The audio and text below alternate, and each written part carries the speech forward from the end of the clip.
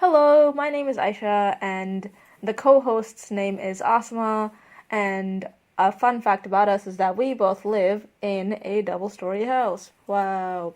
So this is the second part of of us talking about Fahrenheit 451, which is a book. It's my favorite book of all time currently. If you want, you can. We do recommend listening to the previous part, but if you just want to listen to this one, that's totally fine too. So yeah, enjoy. So this is the three things that you mentioned previously, which we will get into now. And I think that this is I think really interesting stuff. So I'll just read the whole thing. We have everything we need to be happy, but we aren't happy. Something's missing. It's not books you need. It's some of the things that once were in books. The same infinite detail and awareness could be projected through the radios and televisors, but are not. Take it where you find it. In old phonograph records, old motion pictures, and in old friends. Look for it in nature, and look for it in yourself. Three things are missing. Number one, having quality.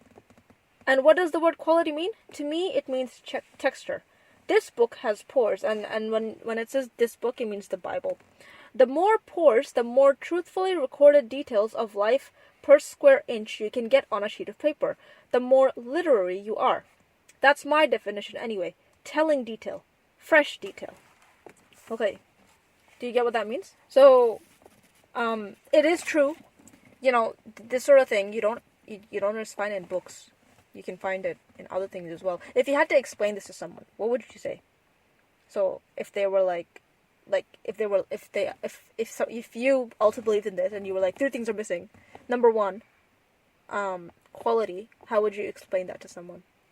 Well, out of all if I combine all the three things, I think what I found was that he was trying to say you need to find things that you are able to analyze and critique. That's what I found. That's what I thought. Yeah, something that you don't just hear and it's a fact. Yeah. It's something that's open to interpretation. I think that's what a lot of people maybe look for when they read a book, because that's all we did in English. Yeah. We read books that were definitely open to interpretation. You could have many different interpretations of the book. Yeah, and so it's those types of books and movies that we should look out for, not just the basic entertainment stuff, but more so the stuff that, for example, Jojo Rabbit. Every time I watch it, I find something new. Yeah. Which is amazing, and that's how movies should be. Yeah. So yeah, that's basically what that one's saying, right? So do you agree with that? Yeah. That a book should or a movie should have pores where you see something and you're like, oh, okay, this connects to this thing. Oh, okay, this means this thing, and it's teaching me these things. It's really cool. Yeah.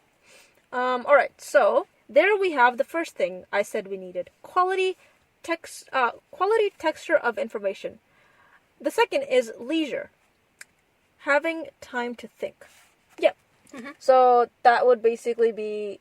Actually, I'll just read the whole thing. So number one, as I said, quality of information. Number two, leisure to digest it, and number three, the right to carry out actions based on what we learn from the interaction of the first two. Yep, that's if you think about it, that's exactly what we're doing with this podcast, aren't we? Yeah. Number one, we're looking at quality things that we can analyze and critique. Number two was texture. We can talk about it. Them. Yeah, we can carry on conversation with it. And then number three was what we learn from it. Exactly. Yeah, it was beautiful. Which is so cool. We're listening to Ray Bradbury. Yay. And maybe Ray Bradbury copied that from us. Yes, maybe he did. He will listen to this in the future and then go back in time and write this book. Yep. Go us. Yes, go us. So yeah, I think it's a really cool way to base your life. Or base the information you come across. All information, I think. Yeah, because there is a specific quote in this book that really stood out to me, and it was basically saying something, and I will put it in the show notes, I guess. It's on my wall. And the quote was basically like, in school, what you see is people being fed information. Yep.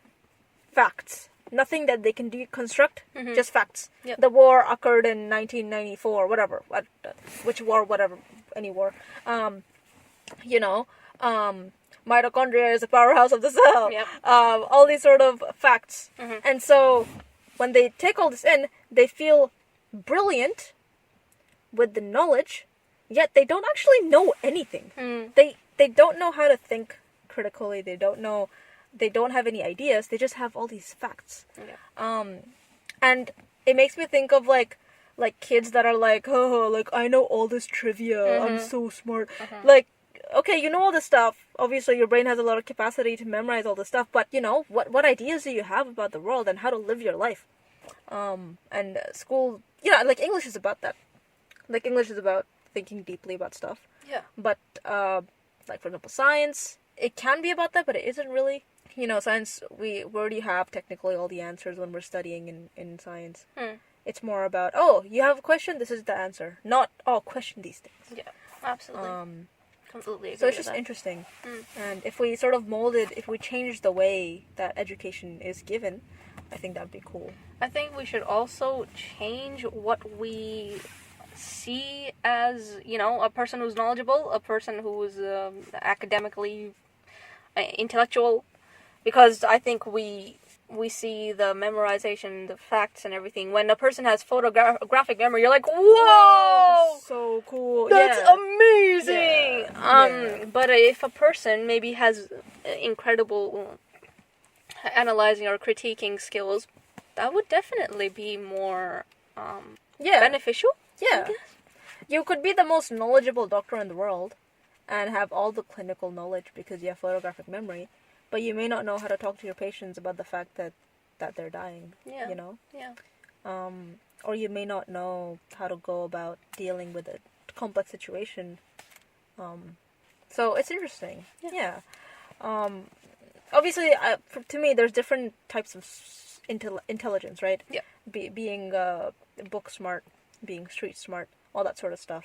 It's just interesting to think about how that works and how each of these help us in different ways.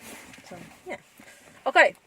The next one is, the things you're looking for, Montag, are in the world, but the only way the average chap will ever see 99% of them is in a book. So, I wrote, very true. Yeah, when I read that, I didn't really understand. I think it's more... yeah, I don't really... Because the thing is, that's not true. If you think about it from the literal sense of what it's saying, it's not really true because we have movies. You can experience things from that. We have planes. We have, and if we lived in the future, we would have What is it? Transportation? Teleportation.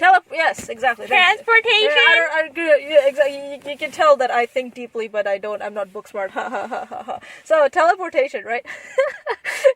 If we're in the future, we have teleportation as well. We can go anywhere instantly, or at least it doesn't take more than a day to get to places.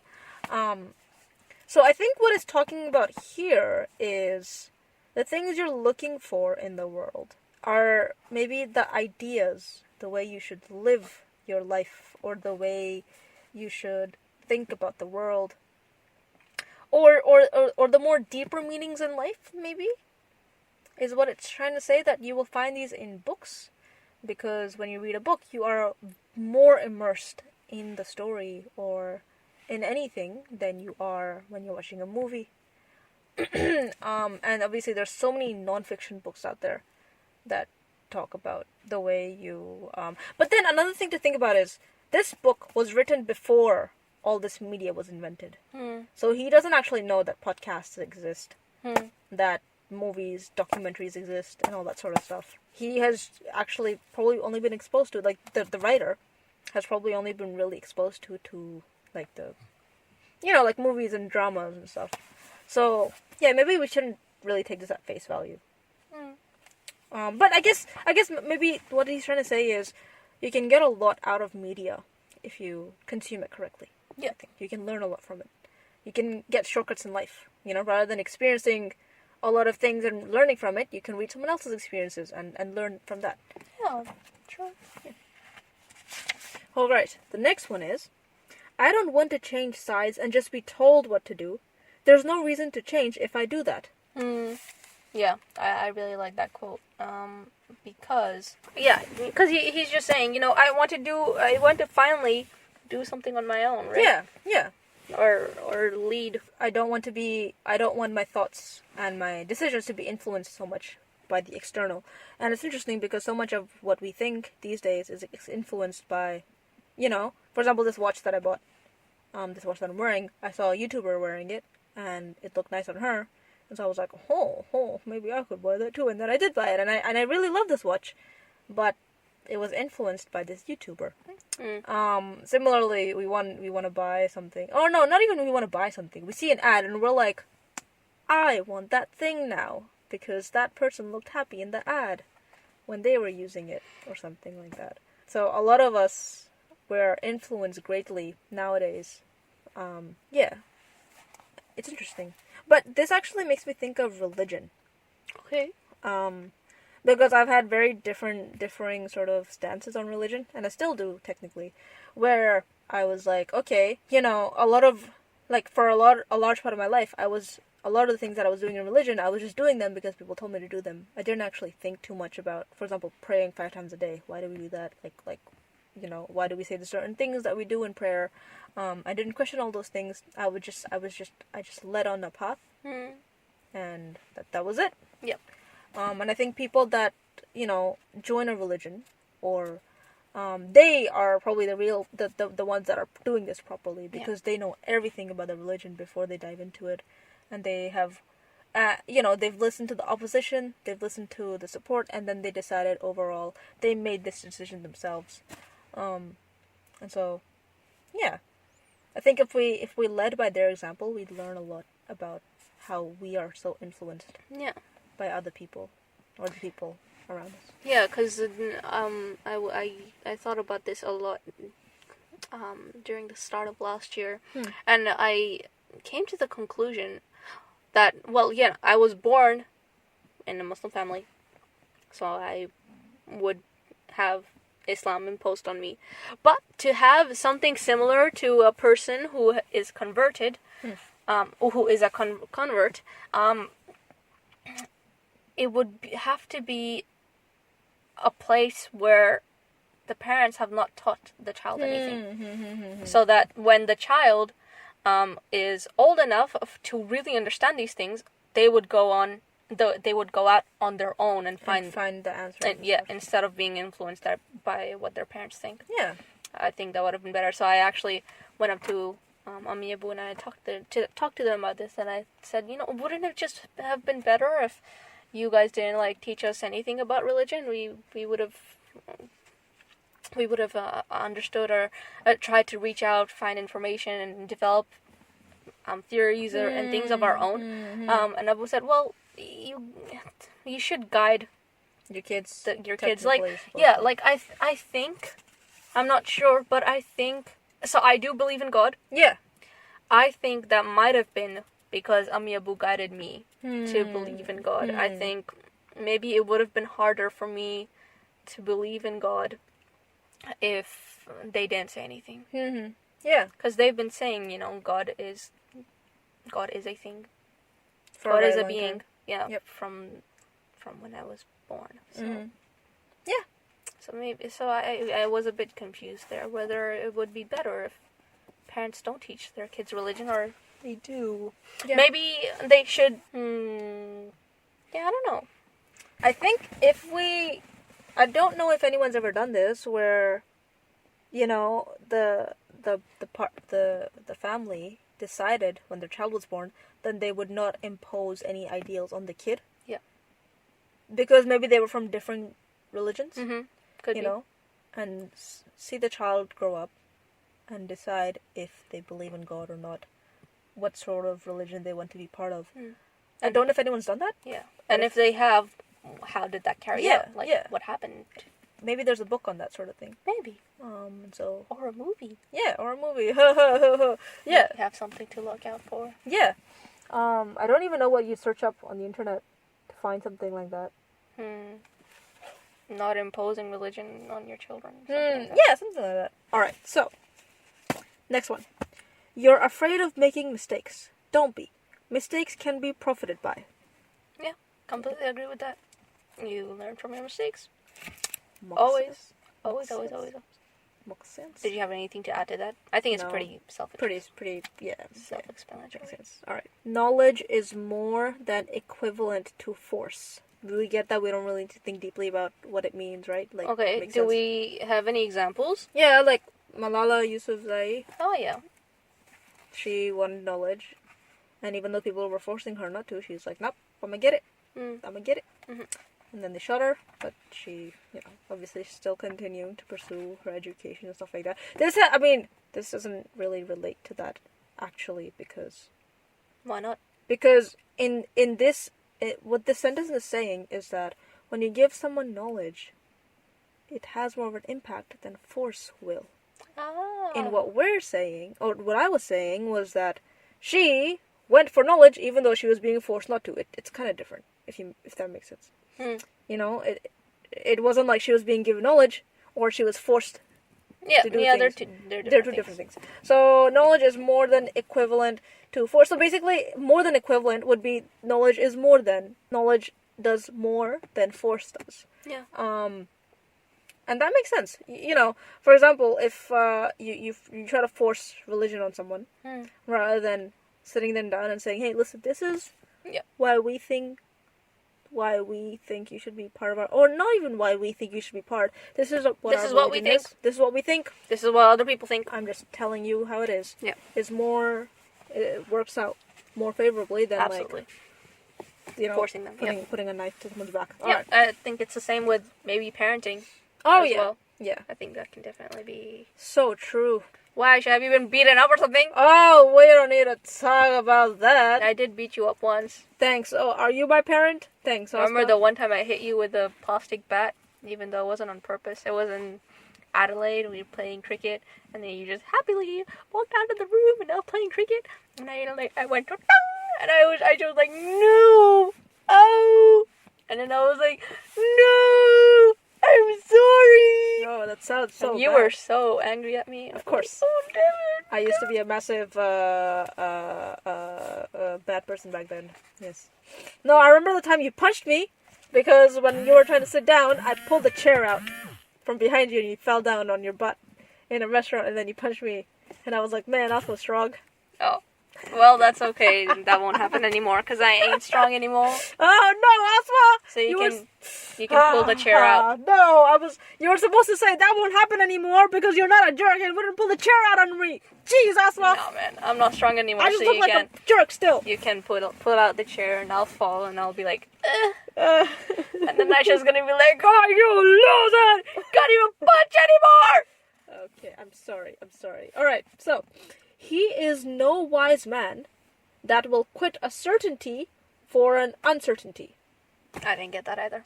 Okay, so if someone decides to go on a path that is not certain, rather than a path that is certain, we say that that person is not a wise person. They're not smart. It makes sense. But is he saying that's wrong? Or he is saying that is fact? Actually, so the thing is, it's a bit hard to take these into account because in this instance, basically what's happening in this whole... Did you get this whole thing? Like, BT is talking a lot to Montag and his head is spinning. He's like, what the heck is going on? I have no idea. Did you get what was going on in this? Yeah? Yeah? Okay. But basically, so for those of you who maybe didn't understand, so basically what's happening here is BT is trying to tell him, listen, books, like, they're not taking you anywhere. Because, and then he starts saying all these quotes from books that are contradicting each other. So, me reading that out is a contradiction to the previous thing. Okay. Or will be a contradiction to whatever we're talking about.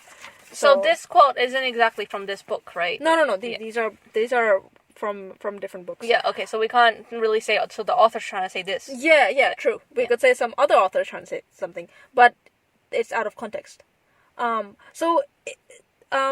think I think what you get from this whole sort of thing is It's page 103 for those that have my edition, which is a 60th anniversary edition. On page 63, this whole sort of length of text, what it makes you think of is that you can say something and then literally use another thing to say. Or you can say something and it can mean two different things based on how you read it. And basically BT was trying to make the argument that, listen, books are so, you know, you can have different thoughts on them based on how you read them. That's why they're so contradicting to each other. They cause so much conflict. That's why we shouldn't read them. And movies are easier because, you know, it's just visceral content. Like, not visceral. Visceral's deep. Like, superficial content. Like, you know, it goes over your head. You don't need to form any thoughts about it. Yeah. So that page, I guess. Yeah. So BT is trying to say that books are too open to interpretation. That's why we don't have them. Yeah. That's why it can cause so much suffering and conflict against people. So interesting. Okay. Because he's kind of saying that books are something to argue about, and that's why you've gotten rid of them. Yeah. And instead they've brought in these one-sided something that you just watch, you get entertained by it, and that's it. You move on with your life. Yep. Nothing really happens much. Alright. The next one is, we all have our harps to play, and it's up to you now to know which ear you'll listen. Oh, to know with which ear you'll listen.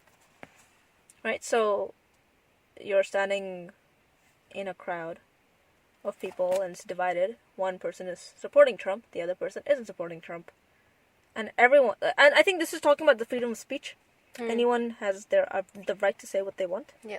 And it is your personal decision to choose which side you go on, if either side. Yeah. Did you want to say anything else on that? No, I think it's pretty self-explanatory as well. Cool. Alright, but that's the wonderful thing about man. He never gets so discouraged or disgusted that he gives up doing it. That he gives up doing it all over again. Because he knows very well it is important and worth the doing. So for example, you know, worrying about climate change and trying to do something about it. I don't think we would ever get to the point where we're like, man, what's the point? Like, you know, I'm trying, but nothing's gonna come out of this. Let me just stop doing it. I don't think we would ever get to that point because we know that this is an important cause that we're thinking about and working towards. Okay. I think this one's really interesting. Right, I'll read it out. Everyone must leave something behind when they die, my grandfather said. A child, or a book, or a painting, or a house, or a wall built, or a pair of shoes made, or a garden planted. Something your hand touched some way, so your soul has somewhere to go when you die. And when people look at that tree or that flower you planted, you're there. It doesn't matter what you do. So long as you change something from the way it was before you touched it into something that's like you after you take your hands away. The difference between the man who cuts lawns and a real gardener is in the touching. The lawn cutter might just as well not have been there at all. The gardener will be there a lifetime. So, because I create stuff, right? Like I crochet stuff and stuff like that. Yeah. I write sometimes. Yeah. And that has me reflected in them. Do you think there's something that you do in which parts of you are reflected? For example, if you die, right?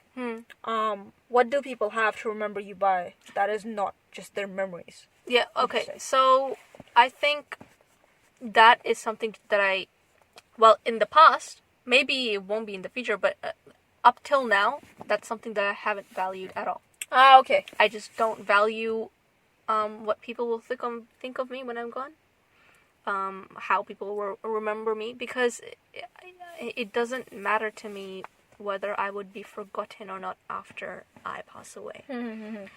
I honestly don't really understand why it's such a big thing to people. Why is it a big thing to you? Well, actually, honestly, it's not really about that for me that much as well. About leaving something behind so that people remember me. It's in the present, right? Yeah, that's what you care about, it's right? about creating stuff with my hands.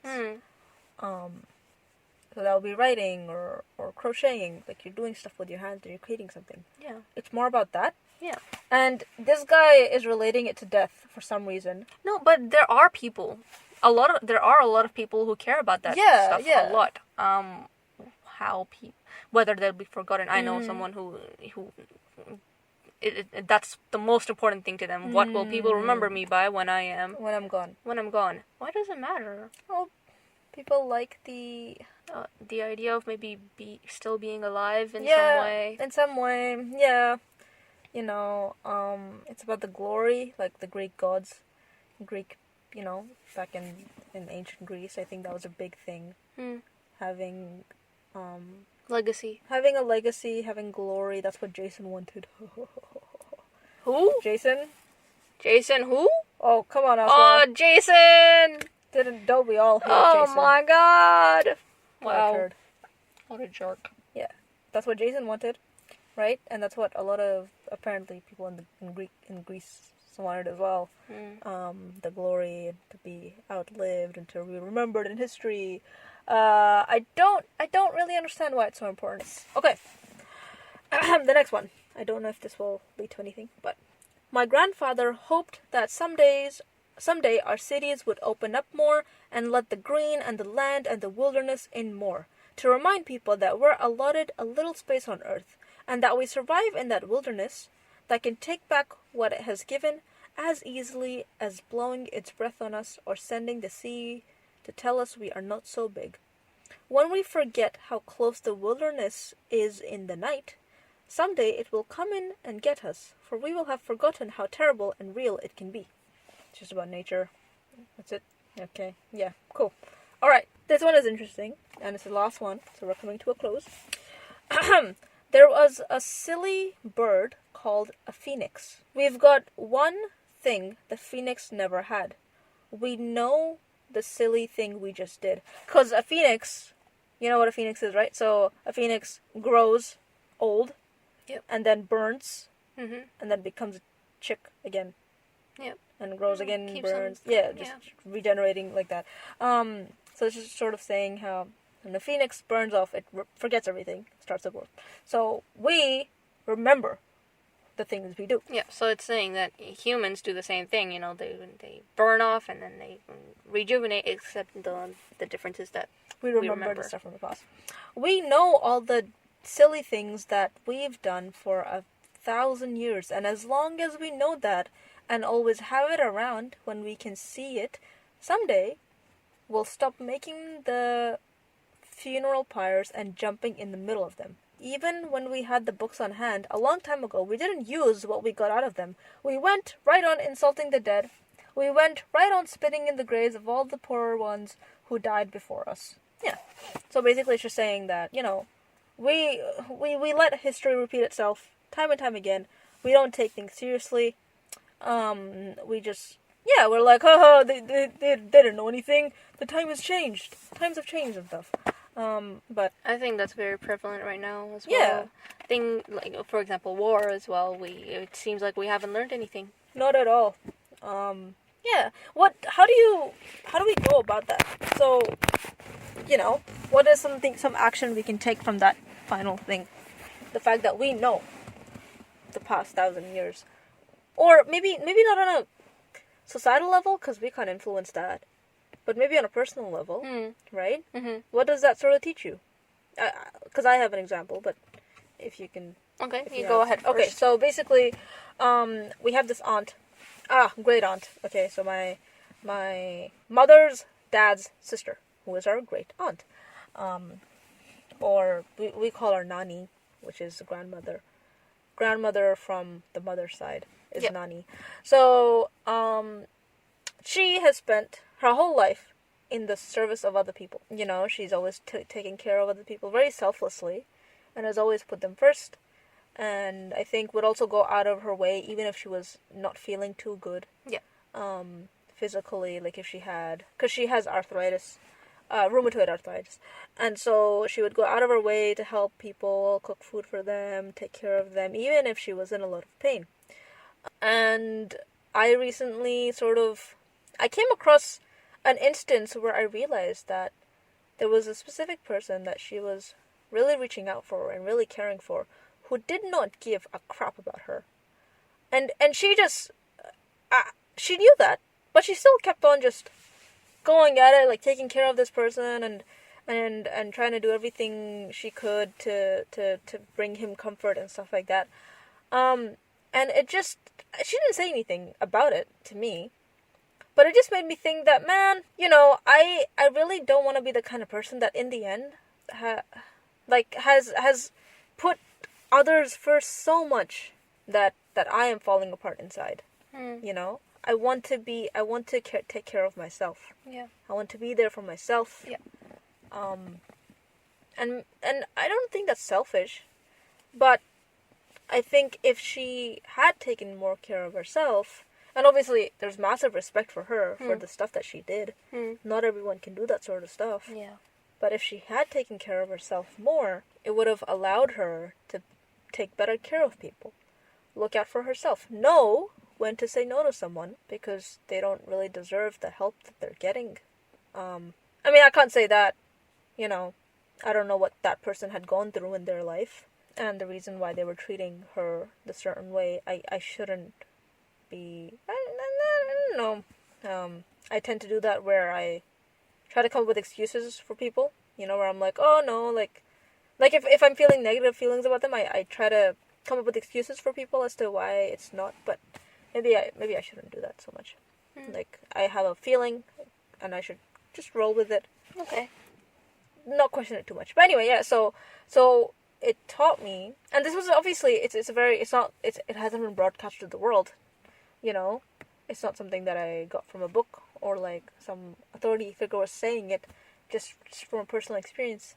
And so that is what that taught me. And what did it teach you? That I need to take care of myself more, and I should not constantly be in the service of people, because sometimes it leads to people taking advantage of you and, you know, not really treating you well. From her history, I learned this, and I will try and implement it in my life. There's other examples as well, but yeah. So, are you asking what can we do about war specifically? No. I'm just asking. So, obviously, we find... So, you know how... Like, you talk to any old person. And they're like... You know, you ask them, oh, what do you regret the most in your life? Yeah. And most of the time, they're talking about their relationships and stuff. Right? Are like, they? Oh, what are they generally talking about? Oh, I've never asked an old person that. Because I feel like... I think there was a study done on, like, many people. And I think the general consensus was that people were like, man, I didn't spend that much time with my relationships. Okay. I didn't cherish them that much. I didn't... All this sort of stuff. Yeah, I think so. I don't know what you're talking about. Yeah. So, and obviously I might be completely wrong about this, so I'll research into this after we do the podcast, but we'll like, you know. So, from all these people saying this stuff, we can change something about ourselves to not have that feeling when we're dying. Yeah. To look back and think, okay, I spent a lot of time with my family. I gave them a lot of love. I would listen to my friends. I would hang out with them. I would be there for them. I would receive the same. Yeah, and I would be with company that gives me the same thing. Because a lot of us, I think, are not really about that as much. Yeah. So a lot of us are more about chasing success and money and stuff like that, fame, whatever. Right? Yeah. So that's something that we can learn. Because I don't think if I was a world leader, I would be able to learn from the previous leaders. Yeah. About how to go about dealing with things.